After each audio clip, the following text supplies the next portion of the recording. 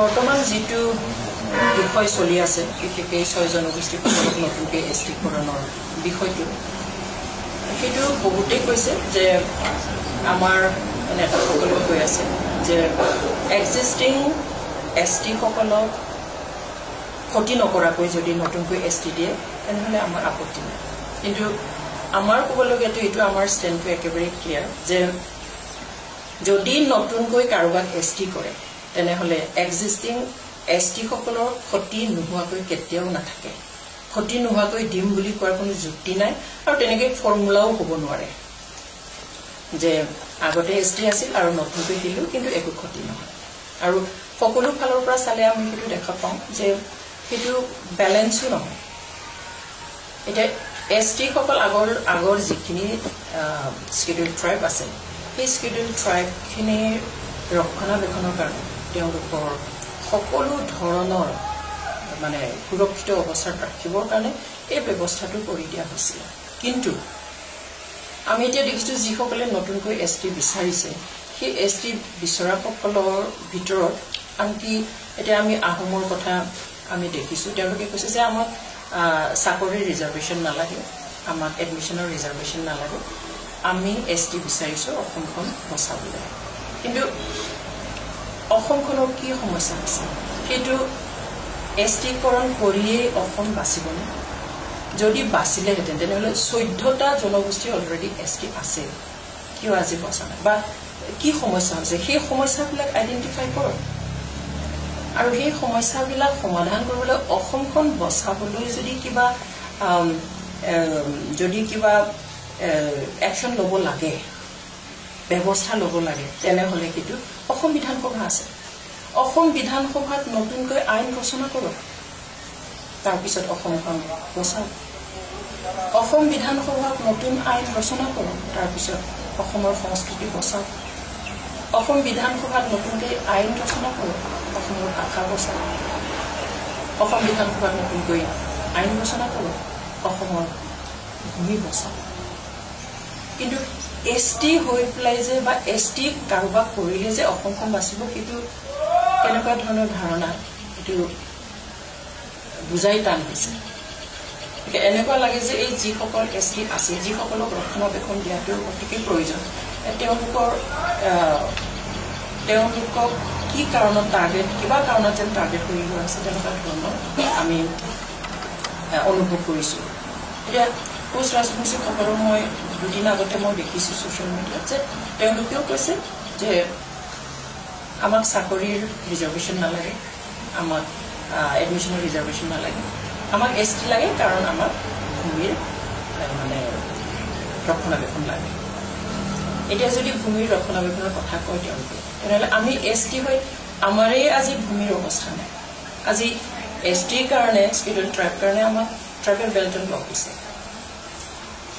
tribal belt and ব্লকত এতিয়া কি অৱস্থা হৈ আছে একো ৰক্ষা হৈ থকা নাই ট্ৰাইবেল বেল্ট এণ্ড ব্লকত ট্ৰাইবেল সকলৰ মাটি আজি অসমৰ সমগ্ৰ অসমত যিমানকেইটা আমাৰ ট্ৰাইবেল বেল্ট এণ্ড ব্লক আছে তাৰ ভিতৰত 5,25,000তকৈ বেছি বিঘা মাটি আজি নন ট্ৰাইবেলে দখল কৰি আছে এইটো মই কোৱা কথা নহয় যোৱা বছৰ 2024 চনলৈকে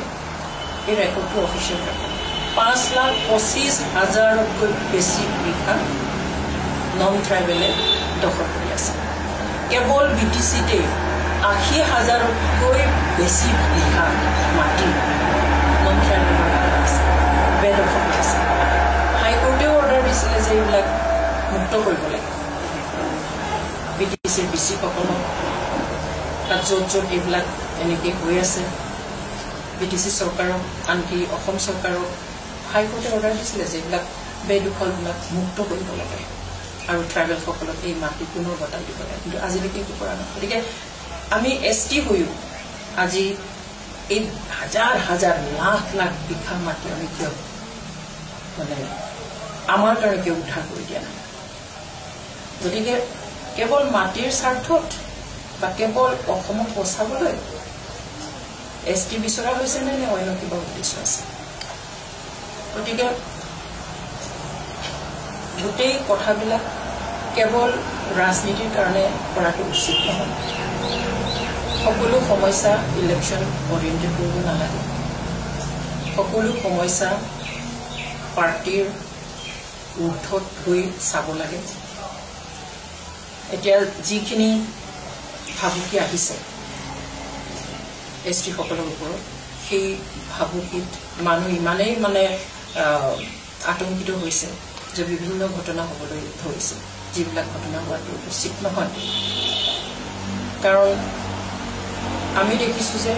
এতিয়া যিসকল ইয়াং জেনেৰেশ্যন তেওঁলোকে নিজৰ ভৱিষ্যতটো অন্ধকাৰ দেখিছে আৰু সেইকাৰণে তেওঁলোকে নিজেই নিজৰ ভৱিষ্যতৰ ৰচনা কৰিব পাৰে নিজৰ ভৱিষ্যতক ৰক্ষণাবেক্ষণ দিবৰ কাৰণে তেওঁলোকে ওলাই অহা আমি দেখা পাইছোঁ এতিয়া সকলো কথাবিলাক আমি যদি ৰাজনৈতিকভাৱে চাওঁ তেনেহ'লে আমি মানুহ হিচাপে জাতি হিচাপে আৰু বিশেষকৈ সৰু সৰু জাতি জনগোষ্ঠীবিলাক কেনেকৈ থাকিব আমাক লৈ সদায় তেনেকৈ খেলা হ'ব নেকি সেইটো আমি বিচাৰি লোৱা বিষয় নহয় আৰু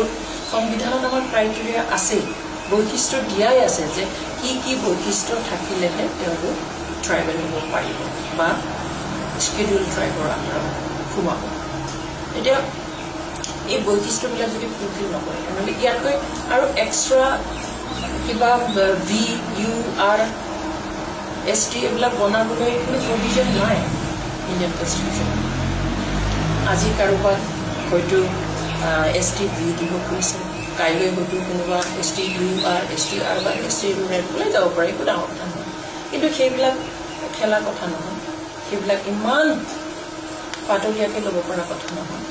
গতিকে STৰ মৰ্যাদাটো ৰাখিব লাগে সংবিধানৰ মৰ্যাদাটো ৰাখিব লাগে তাকো